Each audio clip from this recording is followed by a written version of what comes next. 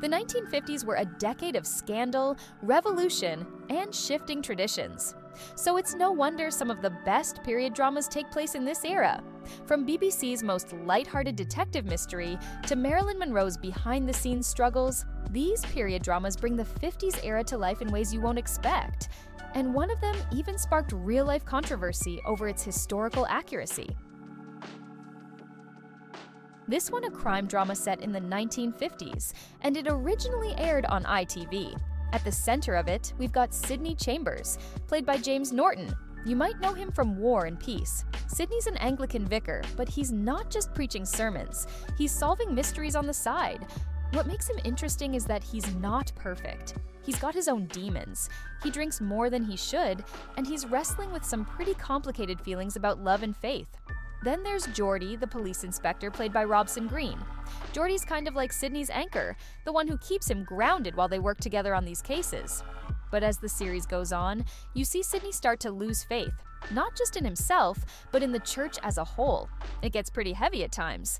By season 4, though, there's a big shift. James Norton leaves, and Tom Brittney comes in as Will Davenport, another clergyman who picks up where Sidney left off. If you've seen Outlander, you'll recognize Tom. He brings a different energy to the show, but it still works. Father Brown is set in the 1950s, running from 1950 to 1957. It's a BBC drama that follows Father Brown, played by Mark Williams. You might know him as Mr. Weasley from Harry Potter. He's a Catholic priest, but most of the time, he's solving mysteries in this little village called Kembleford. The dynamic is pretty fun because there's always some police inspector involved, but they rarely figure things out on their own. Father Brown is usually the one piecing it all together, and you've got a rotating cast of characters around him to keep things interesting. It's got that mix of small-town charm and quirky personalities, which keeps it feeling light, even with all the murder mysteries. Ordeal by Innocence is set in the 1950s and is one of the darker Agatha Christie adaptations.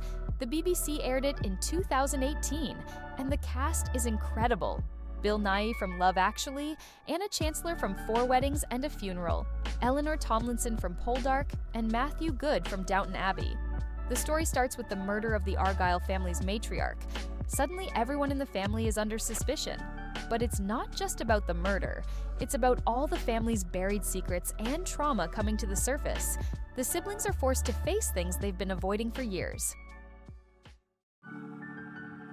Now, Miss Marple is a different vibe altogether. Between 1984 and 1992, the BBC adapted all 12 of Agatha Christie's Marple novels. Joan Hickson plays Miss Marple, and she really brings her to life. She's clever, quiet, and always ahead of everyone else when it comes to solving the mystery. The stories are set in the mid-1950s, and wherever she goes, someone always ends up dead. She sometimes works alongside Inspector Slack or Detective Lake, but she's the one doing all the real detective work. All legends have to start somewhere. Nowhere Boy is about John Lennon's early years, covering 1955 to 1960. It's the story of how he went from a regular teenager to the guy who helped form the Beatles. Aaron Johnson plays Lennon, and the movie focuses a lot on his relationships with the 2 most important women in his life at the time.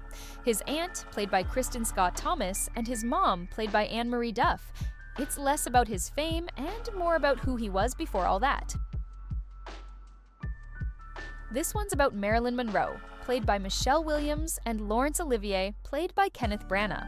It's based on the time they spent filming The Prince and the Showgirl in London. The story follows Colin Clark, played by Eddie Redmayne, who's this aspiring filmmaker assigned to look after Marilyn while she's in town. As they get closer, you see just how complicated and vulnerable she really was, and it all starts to affect her work on set. The movie's got a pretty amazing cast, too. Judi Dench as Dame Sybil Thorndike, Julia Ormond as Vivian Lee, and even Emma Watson as Colin's love interest.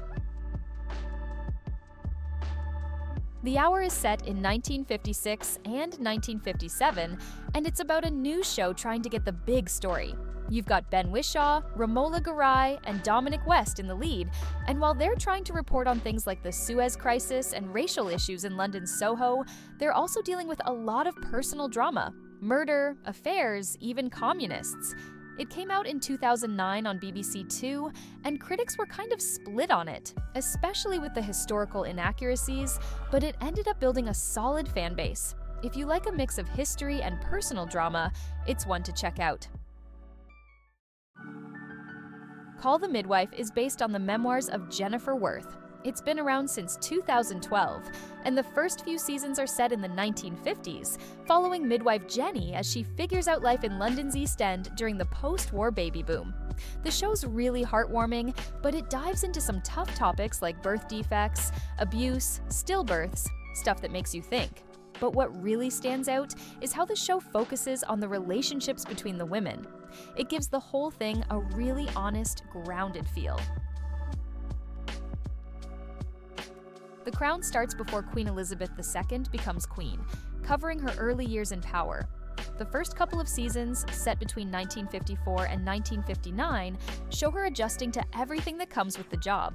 Claire Foy plays Elizabeth, and you really see her try to balance being a young queen with her personal life.